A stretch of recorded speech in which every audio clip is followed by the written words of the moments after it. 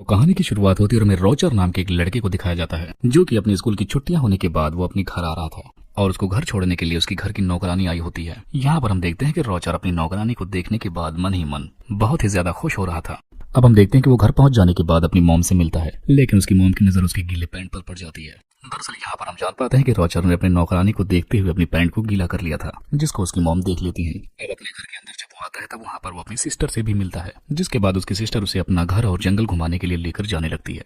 अब जब वो जंगल में जाता है तभी उसकी वही नौकरानी उसे फिर से मिल जाती है। जब वहाँ पर उसकी नौकरानी को इमरजेंसी लग जाती है तब वो वहाँ से भागने लगता है, लेकिन तभी भागते हुए उसका पैर फिसल जाता है और वो नीचे गिरता है। तभी उसे पता चलता है कि जंगल से किसी और की भी आवाज आ रही है, और जब उस आवाज की तरफ और पास जाकर देखता है तब पता चलता है उसे कि उसके घर की नौकरानी किसी और आदमी के साथ वहाँ पर रोमांस कर रही है। और ऐसा देखकर रोजर फौरन अपने घर पर आ जाता है। अब जब वो अपने घर के कमरे में होता है तभी उसे फिर से आवाज सुनाई देने लगती है। अब जब वो अपने दरवाजे से बाहर देखता है तभी उसकी नौकरानी उसे दिखाई देती है, जो कि अपने रूम से आधी ही बाहर निकली होती है और वहाँ भी कोई उसके साथ इंटीमेट हो रहा होता है। अब जब ये अपनी बहन के साथ सोने लगता है तब उसकी बहन उसे बताती है कि हमारे घर में जो आंटी रहती है वो अभी तक वर्जिन है। अब अगली सुबह उसकी सिस्टर फिर से उसे जंगल घुमाने के लिए लेकर जाने लगती है। तब उसकी नजर वहाँ पर पड़ती है कि जहाँ पर उसके घर की नौकरानियां नहाने के लिए आया करती हैं, और तभी वहाँ पर एक एक करके उसके घर के नौकर भी आने लगते हैं। और इन तीनों नौकरों को देखने के बाद यहाँ की नौकरानियां अजीब अजीब इशारे भी करने लगती हैं।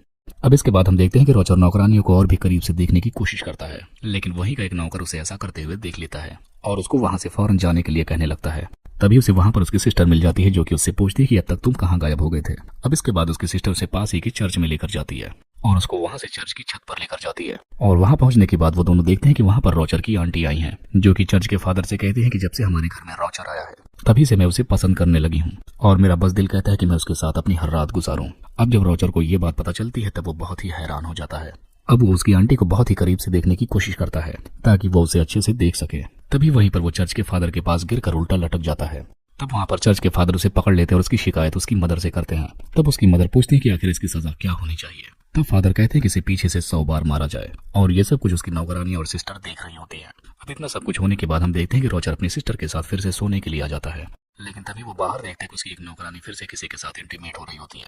और अब जब वो उस शख्स को देखने की कोशिश करता है तो वो आदमी दिखाई नहीं देता। अब जब वो नौकरानी रोजर के पास आती है तब वो उससे पूछता है कि आखिर बाहर कौन है जो कि सरेआम ऐसे काम करता है। तब वो नौकरानी रोजर से कहती है कि ये हम सब लोगों का सीक्रेट है, और बस वो इतना ही कहकर वहां से चली जाती है। अब थोड़ी देर बाद रोजर को वहां पर एक बुक मिलती है जो कि हवस भरी कहानियों से भरी होती है। तब रोजर उस कहानी को छिपकर पढ़ रहा होता है, तभी वहां पर उसकी एक नौकरानी भी आ जाती है जो कि मुर्गियों को दाना डालने के लिए आई होती है। लेकिन उसी वक्त वहां पर एक नौकर आकर उसे अंदर से लॉक कर देता है और उस नौकरानी के पीछे से जाकर उसके साथ इंटीमेट होने लगता है।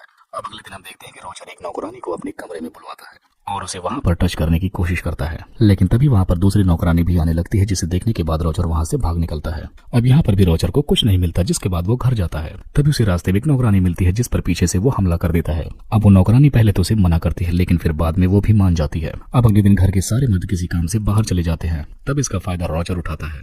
तब वो कमरे में जाकर एक नौकरानी के साथ इंटीमेट होता है। अब रात हो जाने के बाद रोजर अपनी आंटी का इंतजार कर रहा होता है। अब काफी रात गुजरने के बाद उसकी आंटी आ भी जाती है और यहाँ पर ये दोनों बहुत सारी बातें करने लगते हैं। फिर वो उससे कहता है कि तुम अभी तक वर्जिन हो और इसमें मैं तुम्हारी मदद कर सकता हूँ। लेकिन यहाँ पर पहले तो उसकी आंटी रोजर को मना करती है, लेकिन उसके फोर्स करने के बाद वो मान जाती है, जिसके बाद आज रात ये दोनों यहीं पर इंटीमेट होने लगते हैं।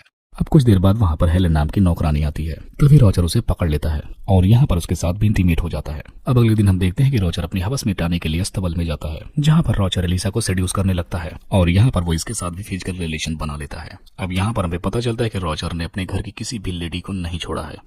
अब इसके बाद काफी वक्त गुजरने के बाद हम देखते हैं कि रोजर इस हद तक गुजर जाता है कि वो अपने कमरे में एक साथ बहुत सारी लड़कियों को बुलवाकर उनके साथ इंटीमेट हुआ करता है। अब कुछ टाइम बाद हम देखते हैं कि एलिसा रोजर से कहती है कि अब वो प्रेग्नेंट है, और ऐसा सुनकर रोजर की फट जाती है। अब अगले दिन रोजर के कमरे में एक नौकरानी फिर से आती है और उससे वो भी कहती है कि वो भी प्रेग्नेंट है, और तब तक उसकी आंटी भी आकर उससे कहती है कि वो भी प्रेग्नेंट है। तब यहाँ पर हमें पता चलता है कि रोजर जिस किसी के साथ भी इंटीमेट होता है उसे प्रेग्नेंट करके ही छोड़ता है।